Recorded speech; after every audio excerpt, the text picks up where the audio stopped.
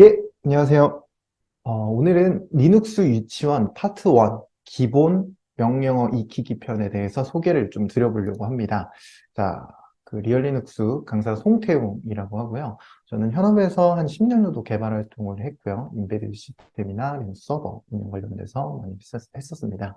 그리고 이제 리눅스 커널 관련된 오픈소스 개발 작업을 한 4년 정도 진행을 했었는데요. 그때 이제 성능 추적이라든지 성능 분석, 이런 것들에 대해서 많이 하다 보니까 이제 그 교육에 좀 접목을 시켜서 뭐 삼성전자나 LG전자, 현대모비스 다양한 직장인 교육들도 많이 진행을 하고 있습니다. 이번에 소개해드리려고 하는 건요.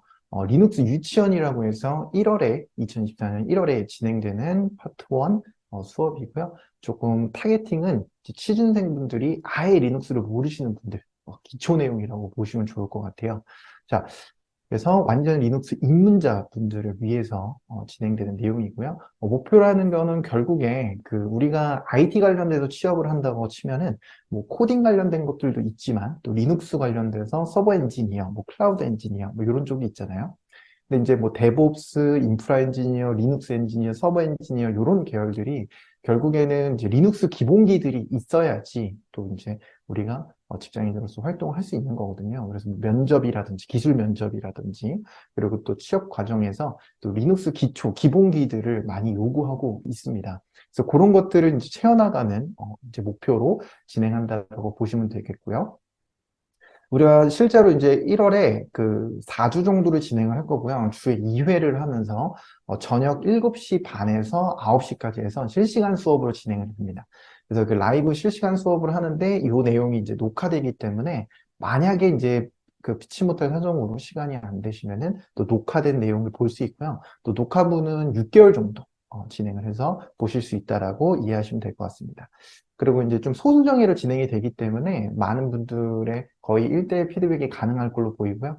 실습을 실제로 진행을 하면서 실습을 또 잘 되고 있는지 문제가 되면은 이제 계속 질문 주시면은 또 이제 답변도 드릴 수 있겠고요. 추가적으로 수업이 끝나고 나서 질문 같은 경우에는 편하게 주셔도 좋습니다. 자, 커리큘럼 한번 소개를 드리면요. 한 4주 정도, 그래서 이제 한 달 정도 진행을 하고요. 목표로 하는 건 결국에 리눅스 명령어를 아주 익히는 겁니다. 그래서 익숙해져서 완전히 트레이닝을 한다라고 보시면 좀 좋을 것 같은데요. 기본적으로 리눅스에 대한 설치나 이해, 기본 세팅, 그리고 터미널, 기초 명령어, 그리고 또 파일을 다루는 게 굉장히 중요하거든요. 윈도우에는 C 드라이브가 있잖아요. 리눅스에는 루트 파일 시스템이라는 게 있는데 그런 것들을 좀 이해하면서 파일을 다루는 것들을 위주로 해서 다루고 또 이제 패키지를 정확하게 이해하고 패키지를 설치하거나 삭제하거나 이런 것들 정말 중요합니다. 기초 기본으로.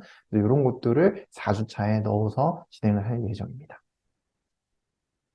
자, 리눅스는 어디에 쓰일까요? 우리가 이제 모바일부터 한번 살펴본다면 안드로이드가 있죠. 안드로이드가 결국에 리눅스 커널 기반이고요. 모바일뿐만 아니라 차량용 쪽도 이제 안드로이드를 굉장히 많이 쓰고 있는데 다 리눅스 기반에서 이제 동작이 되고 있습니다. 첫 번째 차량 쪽이라든지 모바일 쪽 리눅스가 굉장히 많이 쓰이고요. 그리고 리눅스가 또 쓰이는 곳은 이제 대표적으로 서버죠, 결국에.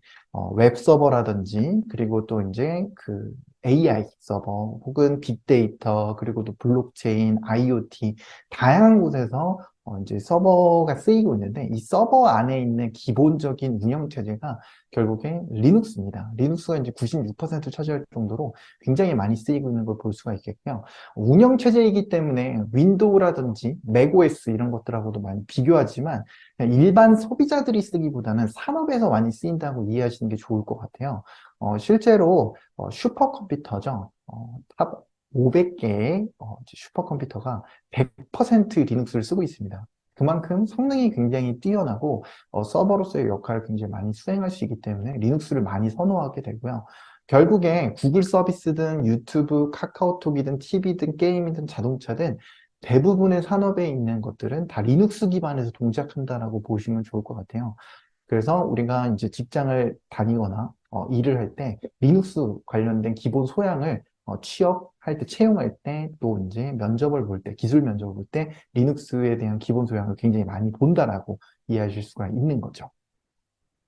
자, 리눅스 서버를 구축하는 건요, 이렇게 물리적으로도 구축을 할 수가 있지만, 예전에는 이렇게 구축했었죠.